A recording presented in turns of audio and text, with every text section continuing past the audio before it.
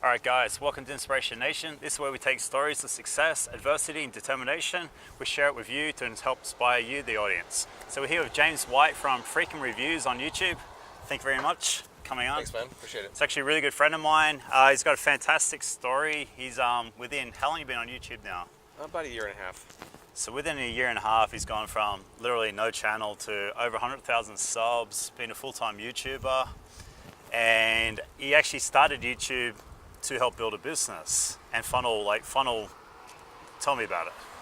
Well, I originally had started a website. Well, how far back are we going on this? Let's start with why you started the YouTube. I started the YouTube because I had a channel that I was using to review as-seen on TV products. And I thought at that time, if I added some embedded videos of my own, it might actually increase the website's ranking on Google. So that, in October of 16, when I started doing my YouTube channel, that was kind of the reason for posting YouTube videos. But the other thing is I'd also previously tried doing vlogging and realized that I was kind of a failure at that. Yep. I liked vlogging, but I didn't really have an interesting enough life. So I kind of thought if I could take some of these cool vlogging techniques and I take the idea of reviewing and kind of mix them together, I might have something interesting. And so it kind of worked. You had a blog, so you're directing people to a website and you're making money through AdSense. Yeah. And that was your full-time job. Yeah. And that was as-seen on TV products. At that time. At that time. That grew out of another website itself, but. And then you started embedding videos into that website to help draw traffic to that website to help you create more money, more exposure. Right. Well, then it kind of flipped on you. What happened was my growth for my website was like this. My growth for my YouTube channel was kind of like that. Yeah. So I really kind of figured I had to put all my chips on the table and just go for it on YouTube because I saw the growth there pretty early and I knew that was going to be something better than my website was. So originally you started by blogging. It's blogging, B-L-O-G. Yeah, blogging with a B, yeah. So we're going right back. So what was your first blog? I actually launched that in 2008. It was anonymous rant because I didn't want to go on social media and talk about some of those sensitive topics like politics, religion, and things. So I just went on there and just anonymously ranted about whatever I wanted to rant about. And what'd you rant about? Politics, religion, things. And is this something you're passionate about, or you just? At times, but it was just that at that time MySpace and Facebook were kind of equal, and I was on both. So we're going right back. I know, and I had so many family members that I didn't want to offend on certain topics, so I just wanted to kind of have an outlet that I could anonymously rant about things. Yeah, because sometimes I hold back from putting things on Facebook because you're trying to keep everybody happy. Like pro or con, some hotbed issue. But what happened was I ranted about some ad I saw on MySpace, actually. It was an advertisement. And so on that website, I basically threw everything at the wall, and whatever stuck, I started doing more of. Okay. And this one anti-ad rant I did kind of took off. And then I did some about a fake picture I saw online. So I started doing a lot of like product reviews and kind of like urban legends and things going around the internet. The website evolved into that. And so it just started getting traffic, you started making money, and you started focusing on what was working. Yeah. And were you passionate about what you're doing, or were you just doing it because it was making money? I developed a passion for it. I kind of developed a aversion to some of the topics, which is I kind of started losing interest in like urban legends and things like that. Because there's so many fake photos floating around on a daily basis, you couldn't really keep up, and it was just what type of stuff was it? Like a lot of before fake news was a thing, a lot of fake news websites that existed would just make up a fake story and put it out there. And why did people do that? They did it in the name of satire, but really it was kind of at that time it was kind of to call out the extremists on both political sides, to say they pretty much believed anything without researching it.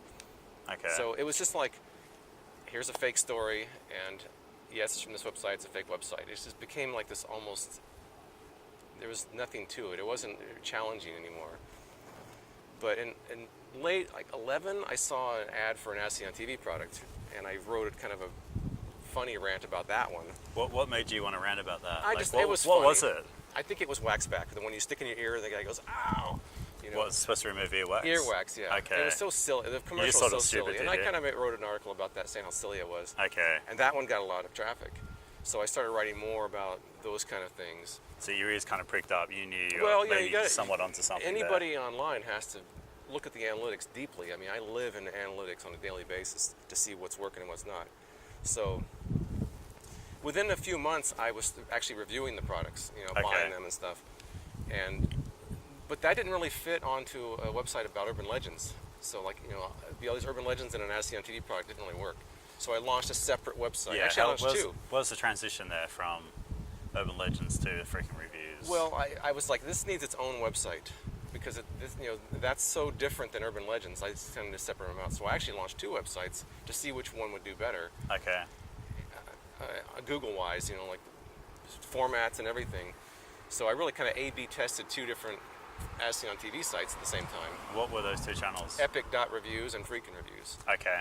And with different formats and different layouts and different writing style, Freakin Reviews just was actually a shorter.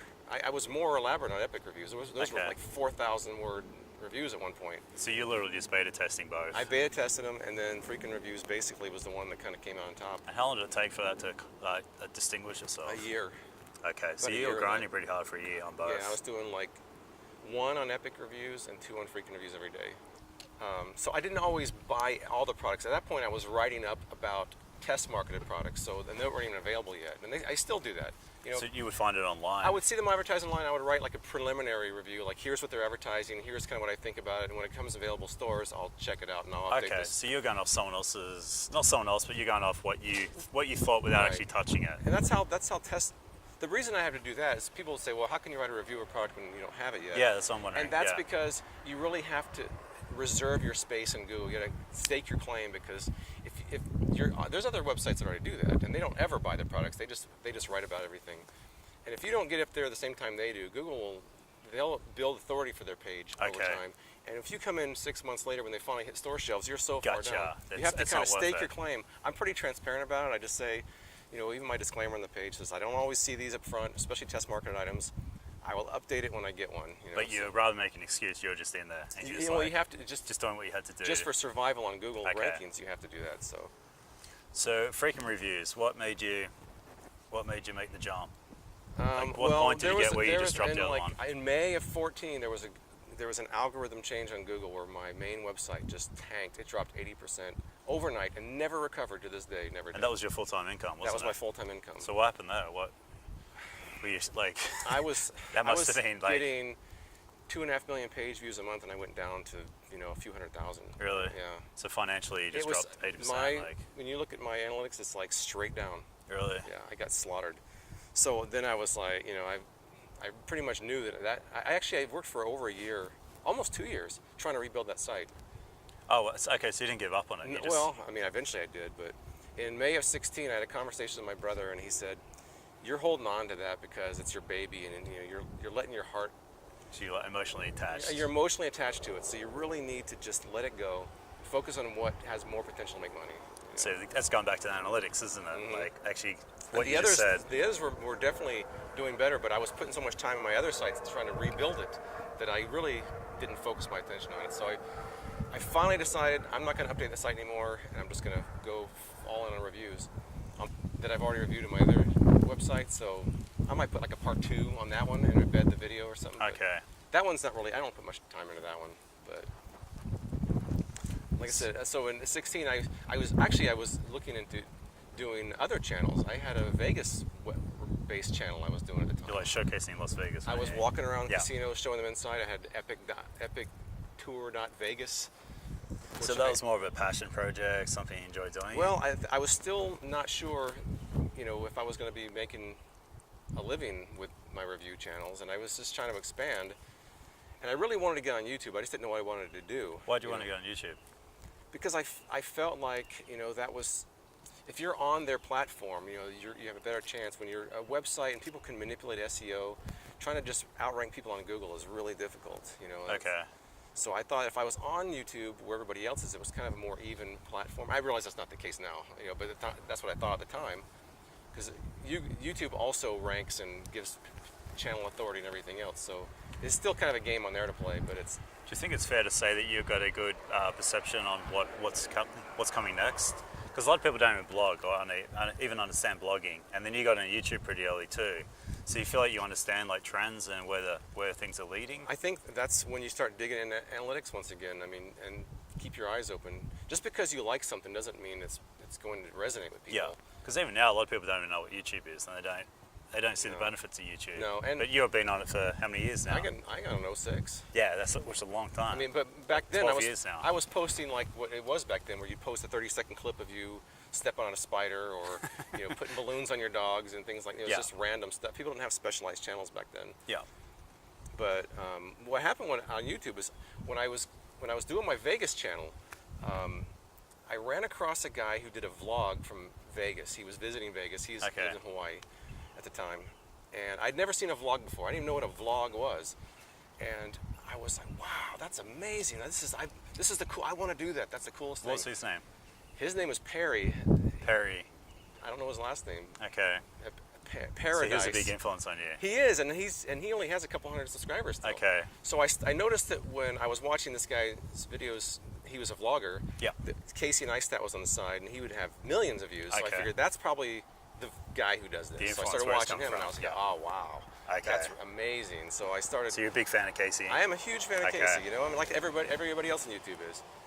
But so I did a couple of vlogs trying to imitate his style, and I realized that I could never.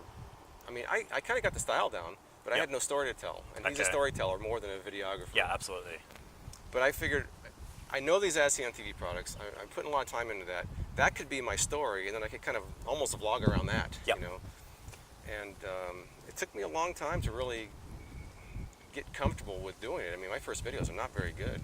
Just like everyone's. Like anybody else's, but a lot of new YouTubers, they're like, they want to get the perfect equipment, and they want to have all this. I'm like, you just got to do it. I was going to say, let's touch on that for a minute. Yeah. So a YouTuber looking to start a channel, and they're worried about not having the right equipment, or they're worried about looking silly. What do you kind of tell them?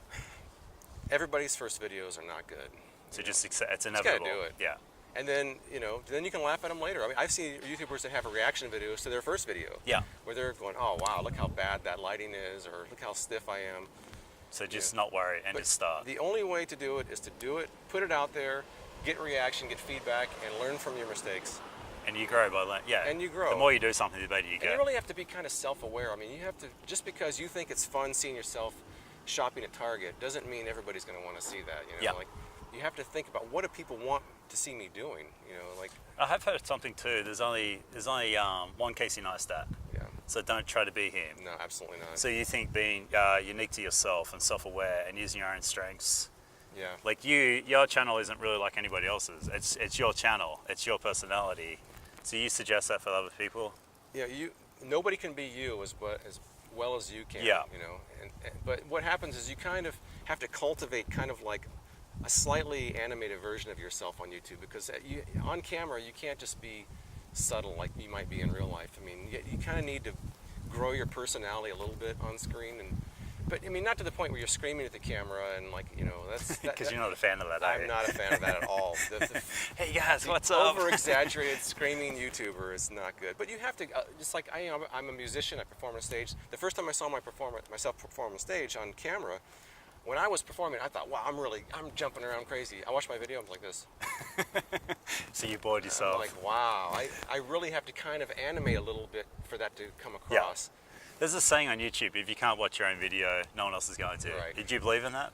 Absolutely. So did you watch your own video before posting it? Did you watch it multiple times? How many times would you watch your own video? I mean, if you don't count the editing process, after it's completely edited, I probably watch it 4 or 5 times. Oh, really? Yeah. Oh, so you really analyze that then? Because what I almost always do is I'll watch it morning, noon, night, next day. Okay.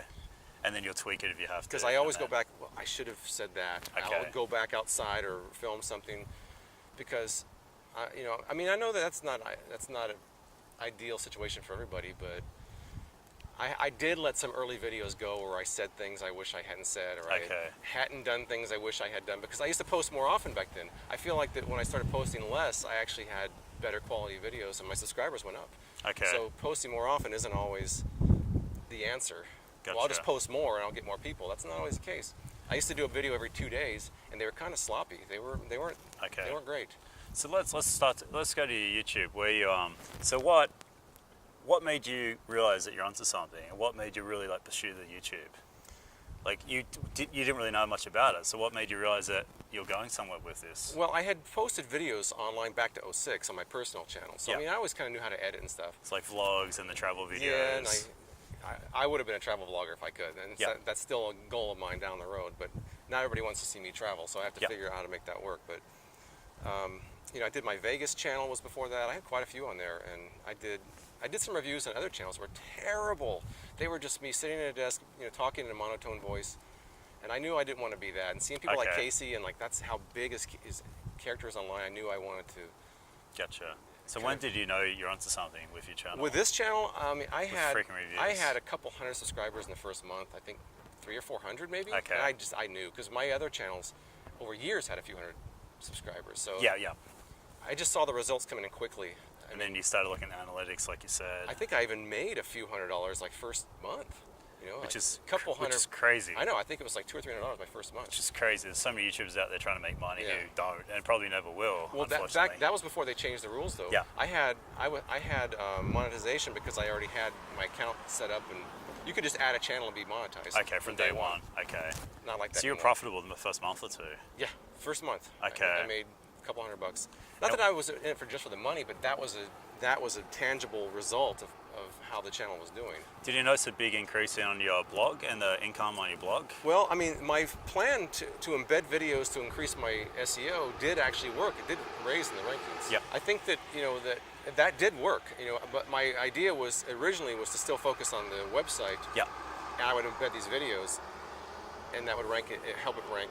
And it did do that, but what happened was the YouTube channel just became so much more of a focus and a growth avenue that I just kind of Like you were saying before, you saw that and you saw and I just wanted to, you have how long did it take to realize that it was black and white?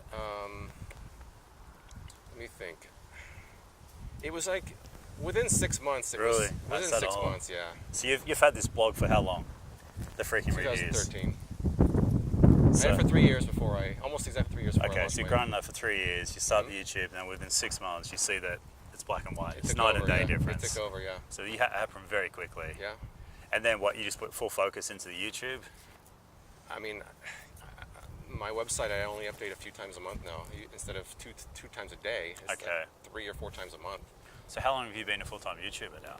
I would say I was probably full-time by last summer, which is Okay. 6-7 months. Okay, so pretty quickly. And your channel's been up for how long? October 16, So a year and a half? a little over a year and a half, yeah. Okay, so for about a year now, you've been a full-time YouTuber. Mm-hmm. That's crazy. And you're enjoying the process? You know, once I stopped doing it every 2 days, once I let's talk stopped about that. grinding so much. What's I the became mistake more you made from day one? Like just posting too much? I think that I was really trying to build a library of videos, you know. Okay. So I just kind of rushed my first 6 months of videos were kind of just not thrown together because I did try to make them as thorough as I could, but Yeah. I feel like that I could have done better if I had done them now. But Okay. I thought that the more I posted, the more it would grow, and it did work that way. But But you think differently now. You post twice a week now, don't you? about twice a week. Okay. Yeah. And what's the difference now? You put more time and effort into the video? I overlap now. When I used to start a video, work on it for a day and a half, Yep. edit it, and then post it the next day, and then I'd start the next one. So you just 24/7, It was just 24. grinding. It was like I'd post a So it video. wasn't sustainable. I would hit publish and then go grab my next product and start working. on Really? it. Yeah, it was rough. And just not sustainable. So- Eventually you'd have to give up, wouldn't you? I give myself days off now, which I really need, just because that's a grind, you know. Yeah. And a lot of times I'm reviewing 2 products at once, so like I might have one going that takes me a week, I might have another one that takes me 4 days, but I'm doing it at the same time. Okay. So I can kind of bounce around back and forth and break it up a little bit. You spend a couple of days on each video now, don't you? About 4 days per video. Really? Yeah. Okay. Because you test it every possible way you can. I try to. Yeah. I mean, inevitably, I'll post it, and one of the first 10 comments is, "You should have done this." You know? And you're probably like, that was a good idea. I know. Like, I wish I had known but that. once it's yeah. up, it's up. You can't do everything. You can't please everybody. You can't do a product review with every person in mind. You know? What's some tips to some YouTubers out there? You obviously you're gonna get haters. Obviously you're gonna get negative comments. Oh, yeah. What do you tell the viewers? What do you tell people about that type of thing. You mean when I get a hateful comment? Or Yeah, like if someone making a video now, eventually they probably are going to get haters. Like, what do you say to people like that? You know, the haters, they're not doing it themselves. You know, it's like the Monday, what do they call it? The Monday quarterback. It's like it's so easy to sit back and just watch something and think, Judge. And, oh yeah, I would have done this. Well, you didn't do it. You know, Yeah. you didn't take the time to make that video. Yeah, you could have done anything better or differently, but this is what I chose to do, and this is, you know, you're still watching it and engaging with it.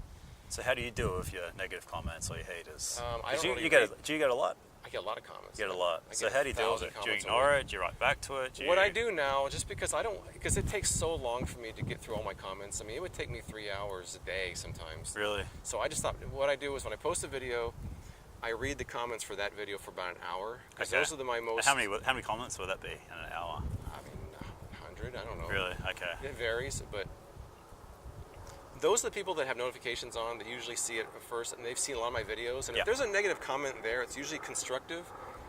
Because would you say they're your true fans? Yeah. I mean, those are the ones that have the notification. Or your biggest on. fan? They're the ones that are watching first, and those are the ones that are usually the most helpful. Critical-wise, it's not like you look stupid. Why are you wearing earrings? Or I don't even. Nothing related to the channel. Nothing. No, they're not helpful. Although what I think is funny is that when people leave negative comments, you're actually raising engagement for that video, which tells YouTube to keep promoting it. So guys, the haters are kind of throwing themselves. So haters actually are beneficial. They're helping, even the thumbs down. The thumbs down still is engagement too. Any engagement. Good engagement for you. It's good. Yeah. It's funny. My most hated video. I have 2 really hated videos. Both have over 1 million views, and both have the most thumbs down. Really? And those have been But they're driving your the channel. second and third most popular videos I have, and they've combined led to, I think, the most subscribers. Really? So That's amazing. it's kind of funny. Like keep the hate coming, but I don't participate in it. Okay. So I met you probably about a year ago. When I met you, you had about 30,000 subs. Yeah, you're a YouTuber. You're doing quite well compared to most people. That was amazing. And then something dramatically changed, didn't it? And what was that? That was. Yeah, I did a video for the purple pillow, which is like a 10-pound. $10 bright $100 pillow. Yeah. Yeah. And it's been advertising a lot. What I didn't know is it had been heavily advertising on YouTube. So there were other reviews for it. I don't know. I think maybe my thumbnail was the key on that one. Okay. Because my thumbnail was a little bit, I won't want to say clickbaity because you get the answer to but it had a question. It said a 10-pound $100 pillow. It just kind of blew up. It had like 2 million views in the first 7 or 8 days. So. That's crazy. Yeah, it was crazy. And what did that do to your channel? I mean, that changed it completely. I mean, it's still usually my second most viewed video ever. I mean, it's the most viewed video ever, but it's the second most viewed on a daily basis. And that tripled your subs within a month, was it? Before I posted, I had 32,000. Yep. And I think a month later, I had 64,000. Yep. It was.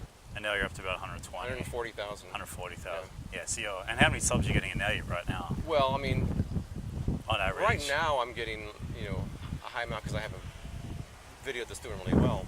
But on average, I would say 300 to 400. 300 to 400 subs per day. Okay. When I don't have something blowing up.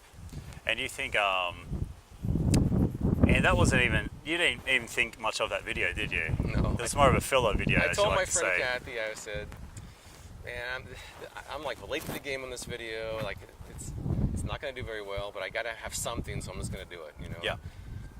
You know what's funny in that video is people say, "Oh, that's such a great video." I don't think it's nearly one of my better videos. Yeah, I've seen it a ton of times. It's an average video. It's a video. It's nothing special about that. I have some of my best videos are some of my worst views. The ones, let's say the ones you put more time and effort, Yeah. and the ones you thought were going to hit. I have some that it's such a great video, and then it doesn't get any views. So what's the advice there? You just do what you want to do and stay consistent. I mean, not every YouTube channel is going to have, not every video, even like I saw one Casey that had 180,000 views, which is really low for him, but not every video is going to blow up, and they don't all resonate. A lot of that's how YouTube, it puts its like tentacles out there and sees what people are reacting to, and it pushes a little bit more, and because the purple pillow, I saw it in waves. It would go up and go down, and go up higher, and go down, go higher, and go down. It wasn't like straight linear motion. I can tell YouTube would be pushing it out there and then bringing it back and pushing it out. Most people found that on their homepage where it says recommended, not on their subscriber page. And you actually got that video on the homepage of YouTube, didn't you? Well, I mean, yeah, everybody's homepage differs, but I guess it was on the homepage for a lot of people. And that like really helped. Because a lot of people said, why is this being recommended to me? Or some people would say, I saw this recommended so many times, I figured I'd finally watch it because I kept seeing it every day. And I'm guilty of that too. If I see a video enough, I'm like, they're like, fine, I'll finally watch it. Yeah. So I mean, that's up to YouTube. You can't control that. Okay. You have to but I will say the thumbnail, I think, is the key. In that video, the thumbnail is what grabbed people's attention. Okay, let's talk about that. As far as upcoming YouTubers, what advice do you have? Yeah, do you follow your passion? You do the money? Do you just check out analytics? Like, what's say like top 3 tips you would say for upcoming YouTuber? I guess it depends on your goal, but I mean, if you're doing it for fun, follow your passion. Yeah. But if you want to make a business out of it, you really have to kind of try out some variations on the ideas you have. I mean, because look how many ideas I tried. I had a Vegas channel, I tried a vlog, but it turns out that me doing SEO on TV products was the one that resonated with people. So, if you want to be a gamer, I mean, that's a pretty saturated market. Yeah. So you really have to I suggest people to throw out the videos and the different ideas that you have, see which one resonates, and then kind of focus on that at that point. And also be true to yourself. Yeah, I mean, but if you have, say you have 3 or 4 interests, do videos on those 3 or 4 interests. You might be really good at one and not the others, Do you think trying to be niche on that specific idea too? They have to be niche. They have to be these days. So explain niche to me. Like, what would make something niche? Like, as a gaming channel, what's something niche? Well, I mean, there's channels on one game. I mean, you can't just be PewDiePie is PewDiePie. Yeah. And it's just a whole different level. Yeah, there were so many wannabe PewDiePies out there, and the next level kind of worked, and the next level got worse. Now you have people with 50 subscribers trying to be PewDiePie 10 years later. It's not going to work. Yeah. You really have to kind of I could just do product reviews of anything, and I do branch outside of it. And you can always branch out of whatever you're doing. That's the thing, is you don't have to feel stuck in your niche. You can, I have a couple of vlogs on my channel, so you can always branch out, but you always have to have a specialty that you're focused on. Kind of stay in your lane. You're kind of the expert in that little area. Okay. The broad topic channels don't work anymore. People don't subscribe to someone who's posting such a wide variety of topics. Very, very specific to what they're doing. You can like Sean, Sean. Think Media. Think Media. Yeah. He'll do how to YouTube, camera reviews. He does a lot of things, but they all seem like they kind of belong in the same channel. Yeah, they tie in pretty well. They all tie in. Like how to YouTube and camera reviews kind of make sense together. What's something you've learned that's maybe made you a better YouTuber, I guess? I think what made me a better YouTuber is being self-critical and not just because when I first started posting videos way a long time ago, it was just so exciting to see myself on video. I was like, oh, this is great. Yeah. But what I learned is that you have to really see yourself how someone who doesn't know you is seeing you. Absolutely. Put yourself in their shoes. And, you can always learn from a video. Like, every video isn't perfect. So what mistakes did I make there? Like, I make a checklist of items I like to include in not all videos, but in most videos, because they seem like people like them. It's, I always want to have a Bailey shot. Bailey's my dog, who became like my co-star. She wasn't in a lot of my early videos. More famous than you. I know, people love that dog. So I mean, if it doesn't work, I don't throw her in there. But if sometimes it's nice to have her in there because she always has this. I can be really straight and dry, but she's back there chasing her tail. It really kind of makes it. It kind of takes some of the pressure off me. Okay. I try to mention that I do SEO on TV reviews, but if I'm not doing an SEO on TV product, I'll just say product reviews. But I think really just looking at myself as a new viewer and say, what do I like about this video? What do I not like about it? And that's hard to do. That's really difficult. Because sometimes it's so fun to make a video early on that you're just kind of like excited about it. But that doesn't... one of my first videos was some socks that are supposed to keep your feet warm. Yeah. And I thought, oh, this will be fun. I'm going to put my feet like in an ice chest full of ice and see how cold they get. Yeah. I got raked over the coals for that. That's not a real world test. Nobody would do that. That's come to Chicago where it's snowing. I was like, wow. I thought it was going to be kind of a fun, cute thing to do. Relax, it's just a pair of socks. So you have to think, I might think that's funny, but someone in Chicago looking to buy these in real life, they don't want to see that. Okay. So that's the kind of thing I have to think about. Well, who's watching this and why are they watching this? And what do they want to get out of this? They don't want to see me in the desert with my feet in a bucket of ice. Gotcha. What's it like being a single full-time YouTuber? I know you got some funny stories, a few dates you've had. people hear you're a YouTuber and... Well, I did go out on a date one time. I went to a movie theater and they'll probably be watching this, whoever it was. The guy said, "Hey, aren't you that guy from YouTube?" You've been recognized a few yeah, times. Yeah, haven't I'm you? on a first date with this person. And his girlfriend kind of reacted loudly, like, "I've never met a celebrity before," telling people who I am. She's like, "This guy's a YouTube celebrity." James is the most humble, down-to-earth guy I know. I was probably bright red. I didn't. And then you've also had the opposite, where you tell someone you're a YouTuber, and they think you're a... What you say it best. Well, yeah. I mean, I've been on some. I've met people like thinking about dating them, or something. And they say, "What do you do?" And I've been trying to figure out how to say that, because when you say YouTuber, their face just kind of goes, "Oh." Like you're living in your parents' basement trying to live the dream, huh? Playing video games. Yeah, playing video games and making YouTubes. That's. And they don't realize you make 2 videos a week, and that's all you do. But they think, they're like, "Oh, this guy's, next." And you also got 2 kids who are actually quite proud of you being the YouTuber. Yeah, I got twins who are 20 that I raised by myself after the age of 8. Yeah. And they love what you do. They both had YouTube channels when they were teenagers, and I think they're proud and a little bit jealous too, because they. Yeah, I think everyone's jealous. They were like, "Come on." I actually think most people, if they could, would be a YouTuber. Why not? I never planned to do it. Yeah. So it wasn't like I had these aspirations to be a YouTuber. It just, the series of steps that got me there seems like it's finally a written novel, but it really was chaotic at the time. It just, I backed into it the whole way. So. Yeah, and before you know it, within 18 months, you're right. But see, in my case though, it was almost a necessity. Like it was a piece of another puzzle I was trying to build. It became its own puzzle, but it wasn't like I said, "I want to be a YouTuber. I'm going to do SEO on TV products." Yeah. I'm like, I have this website. I want to make it better by doing reviews. I tried vlogging and failed, so I just wanted to kind of integrate that together, and that was kind of the recipe I think that worked. I think if I had just been sitting there at a desk talking, it wouldn't have been so good. So I thank the guy Perry for posting his Vegas vlog. Thanks, Perry. Perry. You're out there. Thanks, Perry. What's the goal of the channel now? So, are you going to run out of products? Are you getting bored of doing similar products? Well, you'll never run out. SEO on TV is a $400 billion industry. It's not going to ever stop. So, what's the goal? Where are you headed? I really like to expand. Outside of it, I've tried expanding as well. But if I had my ultimate dream, I would be traveling all the time. So how can you work that into the channel? I'm thinking about it. I'm working on it. I'm going to Australia. I'm going to your home country in a few months. And I'm gonna do something there. I'm not sure. I might take products with me, or maybe I'll get some Australians to go to an SEO on TV section and rate that or something. I don't know what I'm gonna do, but.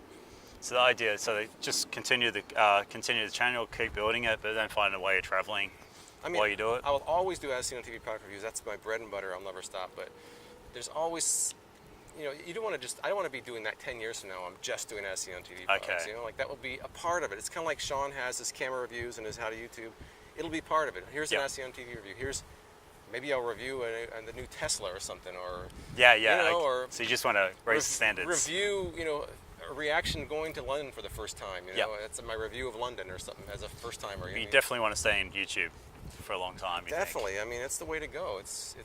You carve your own path on there. Everybody can be. It used to be television. Everybody can be a television star. Yeah. To your own set of viewers, whether it's 50 or 5 million. And it's literally just picking up your cell phone and starting. And the only limit you have is your own imagination and your own hard work. And perfectionist paralysis is huge on YouTube, isn't it? Yeah, you gotta know when to put something to bed. I'm really bad about that. I could probably put out videos faster if I wasn't as much of a perfectionist, but I have to kind of limit myself. But you're also succeeding, so you don't want to change it either. That's true. Yeah. All right, so thank you so much for coming on the show. Of course, thank you. So you're pretty much saying just start, don't procrastinate. Absolutely. Look at the analytics.